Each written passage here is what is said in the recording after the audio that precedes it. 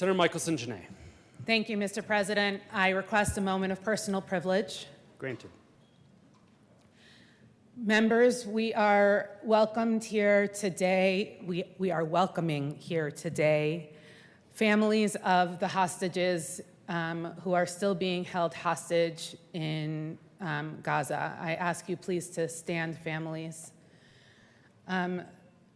These families have flown all the way from Israel because they know that time is limited. Their loved ones' time is short. And if we don't bring them home from Gaza now, we don't know that we will ever get to bring them home.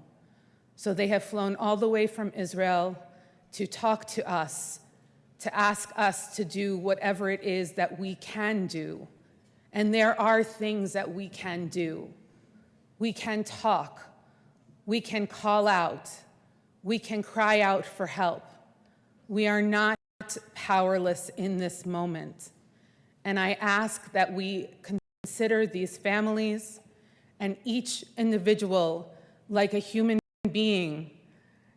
Pictures are being held or worn by the families over here, and I hope you will have time to go over and to meet them and to give them some comfort for the losses that they have suffered. It is my endearing hope that we find and bring home the hostages now and that we come to peace. Representative Weinberg. Thank you, Mr. President. It's an honor to serve with you, sir. We don't say that. And with you. Wow, the Senate chambers. You guys made a mistake with this one. May I please have a moment of personal privilege? Granted. Thank you, sir. Fellow colleagues, this is the second time I've had to endure this in a 6-month period. And I'm sure, as you can tell, this is of no delight. I've been working with the General Consul to make sure that their stories could be brought to our wonderful state. And again, Colorado is at the forefront, leading the way for hearing the stories that people need to hear. We have endured for months now, since October 7th, anti-Semitic remarks and behavior in these chambers, in this building. And I and my colleagues have actually had to be at the forefront of it. And it's hurtful. This morning I come to you, what an honor and a privilege to stand before you. I know some of your struggles. I've heard them, I've listened to them, and it's a privilege that I can even bear my own. I've stated multiple times, I try to come down to these chambers and be a representative for the city of Loveland, and that is it, and that's where the buck stops. But when injustice occurs, it is the duty of all senators, of all House representatives, of our governor, and all others that are in higher office to take a stand. I urge that you speak to these people today and you hear their stories. Look them and see the whites of their eyes. Because what occurred many months ago can happen to any single country in this world. It can happen to any single person, including you, including myself. My family hails from Metula. They are evacuated down into Tel Aviv. They are still there. I ask that you give these people an opportunity to tell their stories, to share the atrocities that have been committed. And I ask you furthermore to stand with them.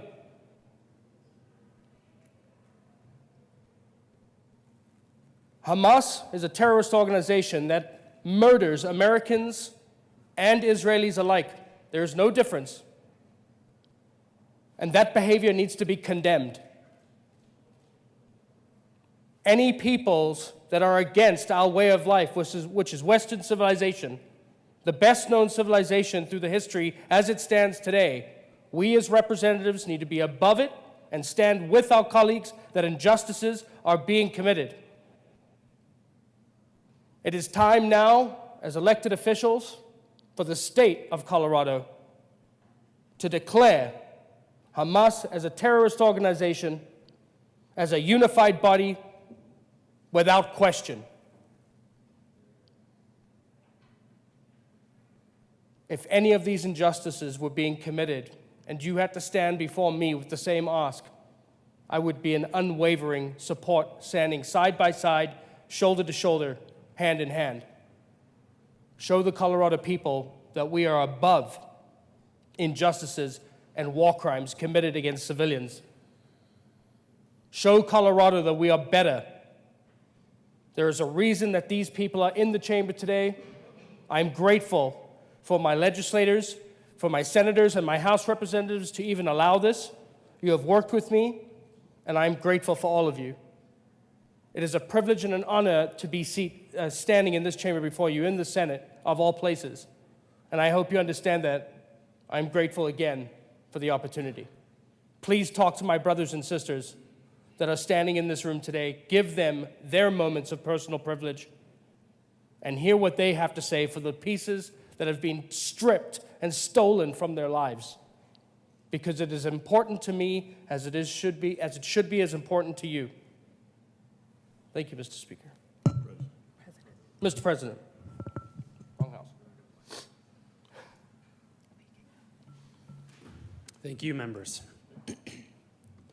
To the families who are here with us today, thank you. It's been a long journey, we know, just to get here, and it's obviously been a much longer journey for you in other ways since October 7th. We know you live through the horror every single day, and we're just grateful that you are here to share your stories with us so we can be a small part of bearing witness to what you and your families have gone through. The Senate will continue to stand in a recess to greet the families.